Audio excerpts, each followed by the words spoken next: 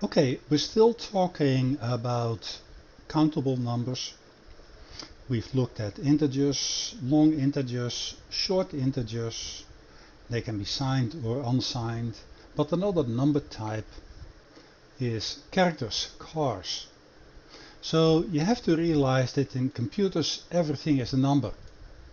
Numbers are numbers, characters are numbers, and even instructions are numbers. The instruction numbers are in the instruction set. So for the character numbers we use what we call ASCII codes, and there's a website over here, ascii-code.com. And when we go to that website, you see that the lower numbers, character codes 0 through 31, are unprintable control codes, so they're not going to show anything. And this is where you see, for instance, your line feed. You'll see a character return here somewhere. Then there is a section codes 32 to 127. These are printable characters, and they represent letters, digits, punctuation marks like semicolon, exclamation, and a few miscellaneous symbols. So if we look at some specific ones over here, and we look over here at the column for decimal, and then over here the actual symbol over here, this is the space, character number 32. If we look at the digits, 48 is a 0, 49 is a 1, all the way to 9, which is character code 57.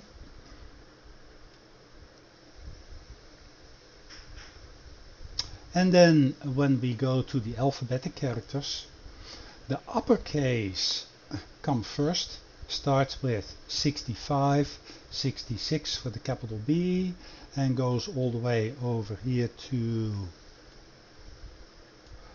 the capital Z at 90. And then as we scroll a little bit further, you see that the A is 97, and then 98 for the lowercase b. Also notice over here, and I hope that we can see this. Okay, the lowercase a is 97, and the uppercase A is 65. The difference between 97 and 65 is 32, and that's again by design, because that's 2 to the power 5, and that brings some regularity into these numbers. Anyway, so numbers are numbers, characters are really numbers too, and over here we declare a character letter, and remember, the character is another integer data type. When we run this,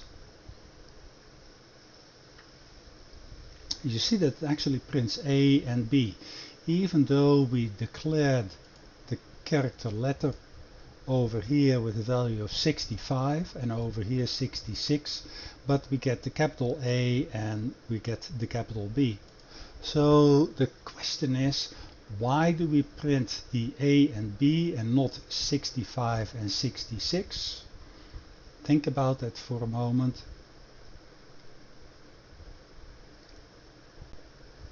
And the answer is, we declare them as characters. So even though we give them a value, a decimal value over here, we're going to print them as alphabetic characters.